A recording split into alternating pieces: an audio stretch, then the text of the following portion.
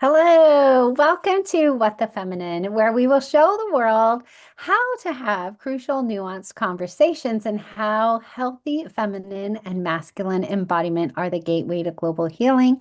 I'm Nicole George, the CEO and founder of Sovereign Magazine, and as the host and moderator of this show, I would like to remind our guests and the audience that the questions posed in today's episode are neither a reflection of my personal beliefs, opinions, thoughts, or ideologies, nor of Sovereign Magazine. They are simply a guide for us to go deeper into our constructed beliefs and ask ourselves, how can we remain open and curious to being recoded to a more compassionate way of living, being, healing, doing all of those things? Sometimes the content in this episode might contain references to topics or difficult subject matter that may be triggering for you, so please honor yourself and your inner knowing. Our show is never a substitute for any professional guidance, so always seek out a certified professional. Today we have three beautiful guests, and I'm going to let each of them introduce themselves. So why don't you go first, Tara? Hello, I am Coach Terra Dawn. I am coming in from Alberta, Canada, and my work is as a healing coach. I I do a lot of different things, including human design. So I work to lead women to reconnect with their inner child, reclaim their self-worth, and rise to the women they're becoming. Thank you for having me. Yes. All right, Jeanine, why don't you share about yourself and where you're calling in from? Sure. I am Dr. Jeanine L. I am calling in from the DC area, right outside of Washington, DC. I am an ancestral medicine woman, a spiritual herbalist, and an intuitive guide. And so I work with souls who are looking to reconnect ancestrally, reconnect to their intuition, and just reconnect to, I guess, their soul's purpose, all of the things that are buried but not lost. And so I do that through intuitive guidance, spiritual healing, and spiritual herbalism. I'm excited to be here. Yeah, it's going to be so fun having you here today. All right, Crystal, welcome back. Why don't you share a little bit about yourself and where you're calling in from? Sure. First, I just want to say I love how it doesn't matter what the combination is of us on the screen, that the heart of our purpose is always so acutely aligned, right? We all have our own unique approach to it, but I just thought it's a beautiful thing because this is my first day here with Jeanine. So I'm Crystal Cockerham. I live in the lower state of Michigan in the USA. And I guide women through their midlife rebirth. I help them master the language of their inner goddess and reclaim their sovereignty and redefine the next chapter through sacred rituals, my favorite, really helping them hone their intuition. And, as a red tent facilitator, a lot of that comes into play with your sacred devotional practice and through the rites of passage of every phase of a woman's life. So, all of that just to help whoever's on the other side of me rise as the goddess they were born to be. Yes, and thank you for that comment about alignment. I truly believe that how we have structured things here at Sovereign really attracts in the people who are aligned with our movement. I really believe in that. So you all are here because we were all called to be here together and we've all said yes, right? Okay, Mhm. so our topic today is so exciting. I love this topic. Okay, so it is surrender and structure, the dance between flow and form. So here we usually talk about our healthy feminine and masculine embodiment. So I would like to define for each of you, what does flow and form look like, or surrender and structure? You don't have to pick all of them, but what does that look like? Or ease and flow, or sometimes people call it the just the feminine and masculine, right? Because Feminine tends to be more easeful and in flow, and masculine tends to be more structured and things like that. So that's what we're talking about. So what does that look like for you day to day, or how do you define that? Just so that our audience can have a picture of, that we all might think of it a little bit differently. Who wants to go first? I'll chime in first today. Okay. So for me, when I hear surrender and flow, masculine, feminine, all the opposites that you just shared. Um, for me, I think the first thing I want to speak to is surrender isn't always for those moments where you're on the struggle bus and you're in that, okay, Jesus, take the wheel moment, right? Surrender is always tuning into and following the flow and remembering that our path isn't, straight from A to B. I mean, it can be quite the winding path, but in that winding path, that could be, um, and if we follow it, I believe that divinely it is the perfect, quickest path for each of us. So the struggle bus for us is we see, we feel, we know, and then we try to control, right? So the struggle comes in through trying to control and resistance in that, winding path that really is the first way. So when you trust that your divine feminine container knows the way, it creates its own free flowing structure. So if you think about this in the most, I think the best metaphor possible is when we are birthing a baby, our womb, if you think of that as the sacred container, right? Um, it starts out kind of erratic, right? A little bit. And you're like, oh, it's happening, and the emotions come in and blah, blah, blah. But then when you tap into your breath, and then your body finds that rhythm and its own structure. Mhm. Thank you so much for that. Who wants to go next? I can go next. I appreciate what Crystal kind of brings to light. And I often use the term surrender and flow together. I talk about or just kind of write about in my journal. I'm an avid journaler, being in a surrendered flow. And for me, what that means is just allowing my Ori or my higher self, allowing spirit, allowing my ancestors, like all just to stay in rhythm and to go in that rhythm, right? Receiving the downloads, being in that constant kind of conversation, right? Hearing the whispers, hearing sometimes when it's a little bit loud, and just staying in that flow. Um, and allowing things to move freely, allowing myself to move freely, spirit, mind, and body. When I think of form and structure, then I think of inspired action, right? Because I'm in this surrendered flow, and and in this kind of beautiful cosmic conversation. And then there are times where I go from that kind of being to some doing, right? The inspired action, like, things are flowing this way. And so this is a moment or a point to put in form. I was receiving some downloads about some of my work, and it was time then to do some revamping on my website. That was the form, that was the structure, right? There were some new offerings that were kind of coming online for me in my spirit. And it has to move out of that at some point and actually turn into something um, in my physical reality. And so for me, that's how I kind of define and then move in that surrendered flow, and then the point of form and structure.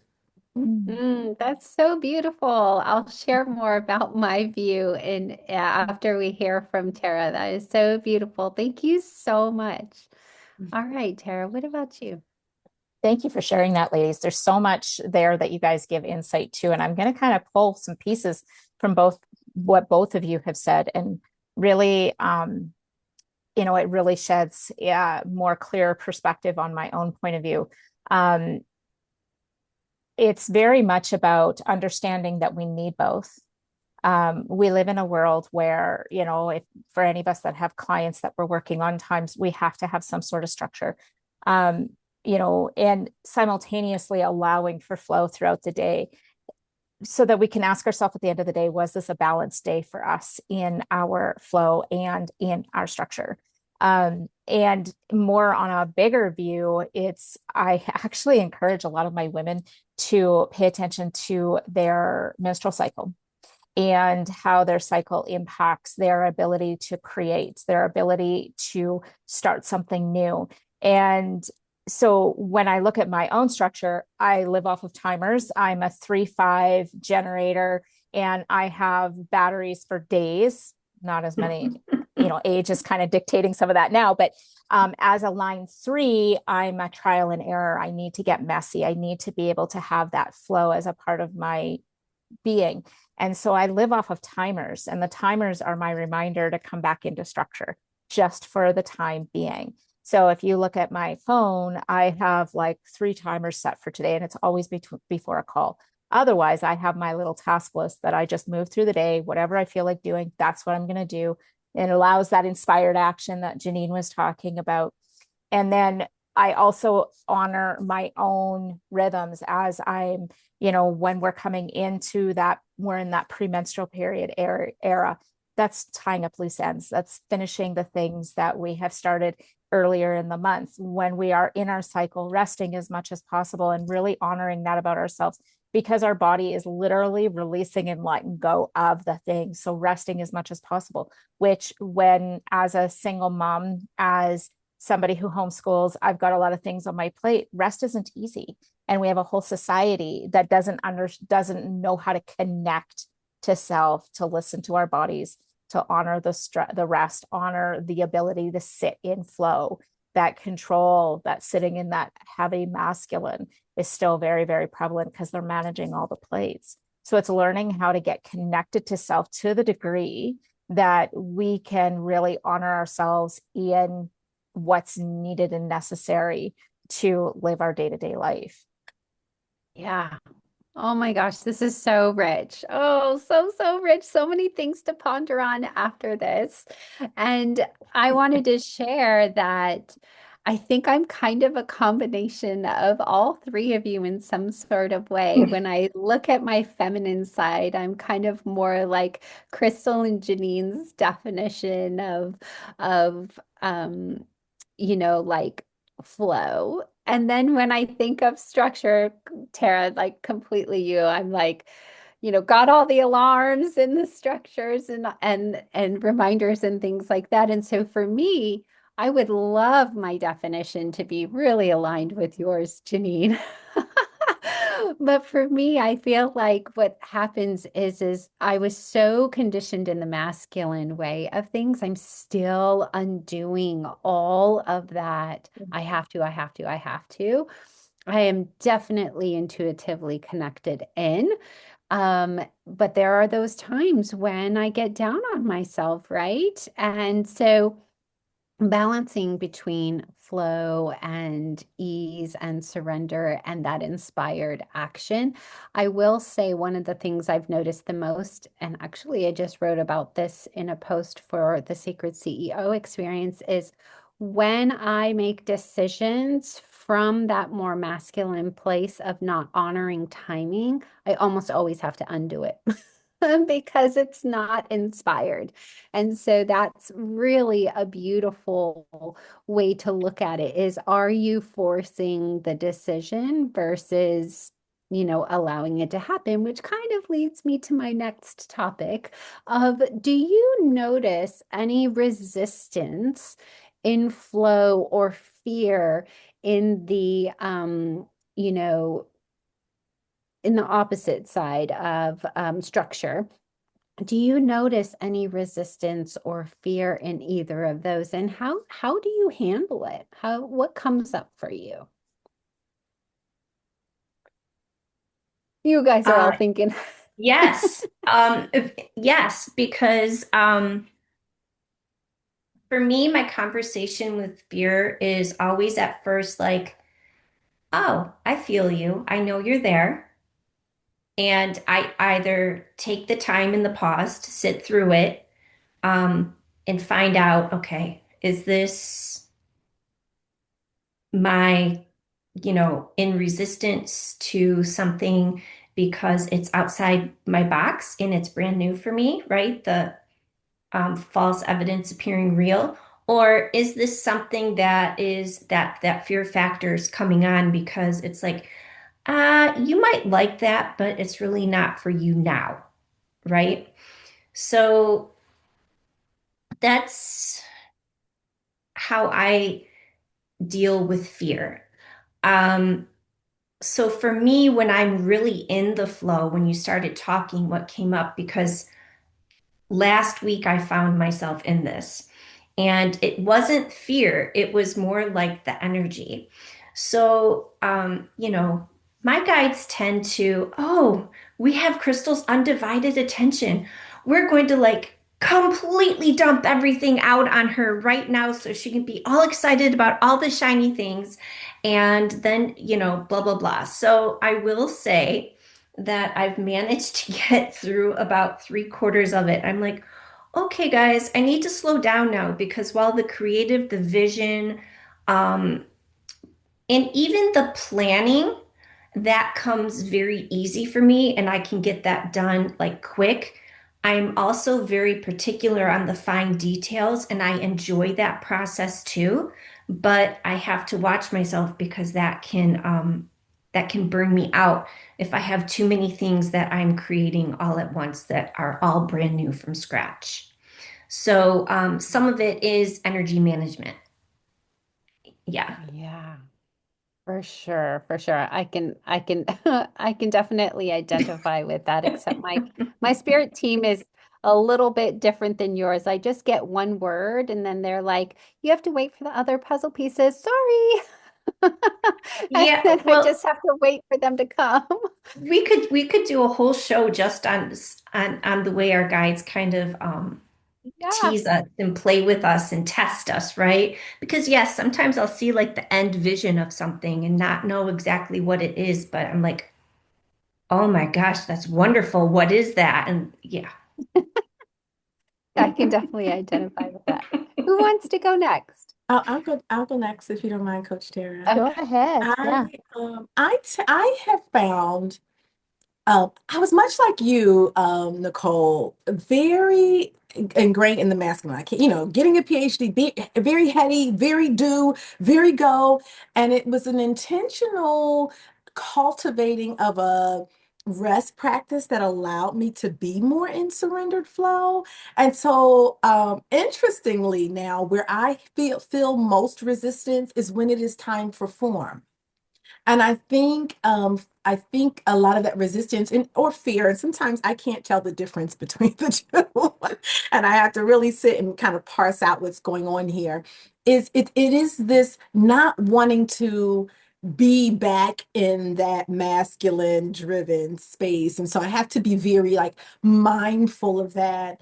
Um, and when I feel that resistance, I have to slow down, remind myself that I am different, so this can be different, and a lot and intentionally move differently. But that it's interesting for me though to be at this place in life, and that's where I feel the fear of resistance. Little Miss Go Go Go, like what? But again, I think it is just my nervous system, my spirit, this new version of me. It's like, okay, hold on, girl. Are we going back there? Because remember, we worked really hard not to get there, to get out of that space. And so that's where I feel it most. But it's just being intentional. I like, like Crystal said, identifying it. Hello. Hello, Yeah. familiar friend. And I know you're here to keep me safe, but hey, here's what's going on now, right? And Yep. we move a little differently. And so I appreciate you showing up. But you can quiet down. And here's how we're going to move forward, right? And so it's interesting though for that to be the space where I have the resistance. It was never that way prior to. Yeah, I love that so much. I can identify with that so much because, we are so conditioned and we are all deconditioning ourselves right now. And I have learned finally the difference between my resistance and fear, and how I identify them is usually when I am quote unquote resisting. It means that I've had some sort of intuitive nudge that is not the right timing. So it's usually around timing. Like if I'm resisting, let's say, editing a magazine or getting a task done, I often find that in that resistance, usually a reason, right? But when it comes to fear, there's usually a story behind it. Well, what if this happens? Or what if that happens? There's a difference there. And so the fear usually lies with an unknown or something I want to control versus I'm just avoiding that subject for some sort of intuitive hit or nudge. So that's how I've started to differentiate between my two, because I've really found that there's a difference for me Yeah. between my avoidance and resistance and my actual fear of something. So that might be something you can lean into a little bit, is defining them for you and what that feeling feels like in your body. Yeah. Okay. Oh, this is so rich. It's just so good. All right, Tara, what about you? I think you like brought beautiful summation to what the other two women were saying. And resistance and fear are both information. That's it. So, I treat resistance as like you said, so as a sacral being, my human design has helped me decondition so much of this. As a sacral being, if it's feeling resistant, then it's either a not right now or it's a no. And so it's also understanding that we are not meant to grab onto every idea, every thought, everything, especially in the human design body graph. If you're undefined in your head and ajna, you're not meant to grab onto everything. And in those undefined spaces, we have tons of ideas and we project other people's stuff, right? So any of us as spiritual leaders, as intuitives, we are going to amplify other people's stuff too. So it's what are we grabbing onto and why is that resistance showing up? And resistance can either be a stop sign or I need to turn and shift it and allow our body to tell us the signals of what's actually happening there. Fear, I think because I've moved so far out of this, it's really, like I said, it's information. It's why is that fear coming up? What am I actually afraid of? And is the fear actually present or is that an old story? And I think right now, like energetically, we are moving through such I don't want to call it turbulent. I think it's a beautiful gift. Coming out of the year of the snake, moving into the year of the horse, we are shedding and shedding and shedding and shedding. So if you're experiencing that fear now, it's what is the story that's being brought up that we need to address and move through that, heal that at the source. Because the reality is it's only going to be amplified as we're also coming into Mercury retrograde. So you have an opportunity to shift a lot of things right now. If it's showing up as a fear, heal it at the source, address the source. And it doesn't need to exist as a fear on the long term. So for me, when I show up with fear, it's very much of what old story is playing. Because when we look at the paradigms, that's what fear is. We aren't naturally born with that fear instinct unless we are actually in physical danger. So the fear is usually from an outside source, as somebody telling us that we can't, or a past experience, and we're worried about that repeating. So if you look at it as information, it removes the emotion out of it without disconnecting ourselves. And if we look at it from the opportunity rather than the stopping point, we're going to move through it in a much different wisdom than we did in the past before we started doing our work and getting ourselves to the position we're in now. Yes, yes to all of this. So I want to say two things. First, if you don't know your human design, definitely do it. I believe I'm a 1-4 generator. I always forget, but I'm pretty sure that's what it is.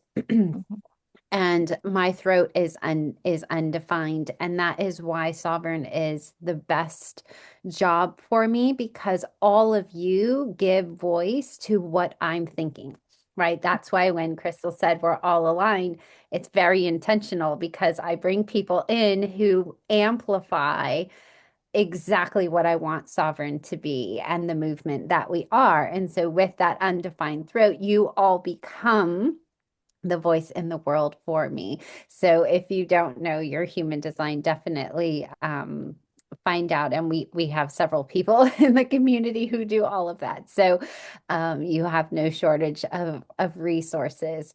But the other piece that I wanted to share is that we are all doing the work. Each one of you have mentioned today about embodying and becoming a new person and really harnessing this new way of being in flow or structure, and that your old self wouldn't do something your self now wouldn't do. And I'm sure your future self is going to feel the same way about your current self, right?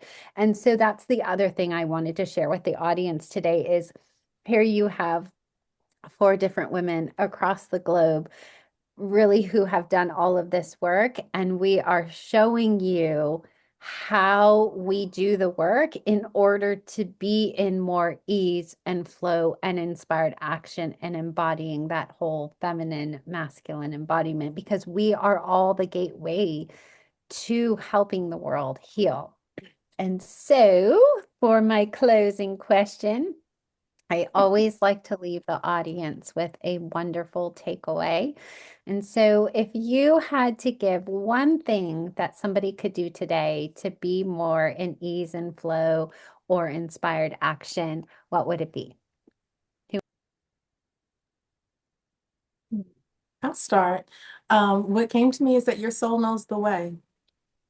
When I find myself, wanting to over orchestrate or, over engineer things, I can slow down and remember that my soul knows the way and that I am supported and guided by my Ori first and foremost, and by my, by spirit and by my ancestors. Yeah. Yes. Yes, I would say 100%. The minute I started to believe in my soul and trust her again, 100%. Okay, who's next? Crystal. Well, I love the trust. And for me, I feel like my biggest takeaway that I can give anyone, given everything that we've talked about today, is really just taking that, 1 to 3 to 5 minutes to just pause and step back, recenter yourself with your breath. Is this mine? Is this mine now? And just kind of take yourself through those questions, because it's then that you find that flow that you follow, right? So that everything then takes the form that is in alignment with you, the you are now and the you that you are becoming. Yeah, we forget to pause a lot. I tell everybody if you just need to learn how to pause at the stoplights, stop signs, take a few breaths. That's enough right there just to start. That's where I started because everything else was so overwhelming to think about. I would just, every time I stopped and was at a stoplight, I just took a deep breath because most of the time I was holding my breath. Now it's with ease, but yes, yes. Okay, Tara. This is such an unwinding that needs to happen in our society as a whole. And I think, like you just said, it is so overwhelming. I have a defined throat. So I'm like, yes, I will say all the things for Nicole. It's such an unwinding that, when I think about a lot of my clients, when they come in, they're coming in at ground zero of their healing work. They've done nothing before, or they've done very little, and they have no voice, and they have no understanding of worth and self, and they're really starting at the ground zero. And often my first ask is that they make some time for themselves first thing in the morning, that they can get centered with themselves, because let's take a look at the majority of our demographic is women. And many of our women are hitting the ground running with all of the ambition to keep up in this world that is so full. And none are even pausing when they get up. So that pause could be the 10-minute walk outside in the morning. The pause could be spending time journaling. I'm a huge journaler as well, Jeanine. The pause can be a number of things, but it needs to be like start your day with even a 5-minute pause of silence with the coffee, that you can organize yourself and start to get clarity within your thoughts, flow, and a day structure. I can tell you, my clients working in this industry for so many years, they will say that that 10, 15 minutes in the morning changes everything in their entire day and allows them to flow way differently than they did when they didn't put themselves first. Yeah. It's like the gym, Tara, right? You and I are gym rats. It's my mental health. And I cannot move throughout my day without that at the beginning. And I didn't know that until I just recently went back in August. You know, I had my daughter and all that went out the window for 14 years, right? Raising her. And now I feel like I'm at a point where I can do things for myself again. And I'm so looking forward to not having to drive her to and from school next year because the school is just down the street. Because I'm really hoping I can get back into journaling. I love journaling, but I just hit the ground running every morning, this after coming back from the gym, of course. And I would love to incorporate some more practices like that. So maybe somebody will start a journaling club. That's the structure I need to do things. I need accountability. I know, Crystal, you love accountability groups as well. All right. I think you have had enough. Excuse me. I have a tickle in my throat and I keep coughing. You have all shared so much wisdom. Everyone is in our community, community.sovereign-magazine.com. We will have more incredible guests from around the globe. Definitely like, share, follow, subscribe, comment. It helps us reach more women and men around the world, or anybody who identifies as anything other than that. We love you all, and we will see you on the next one.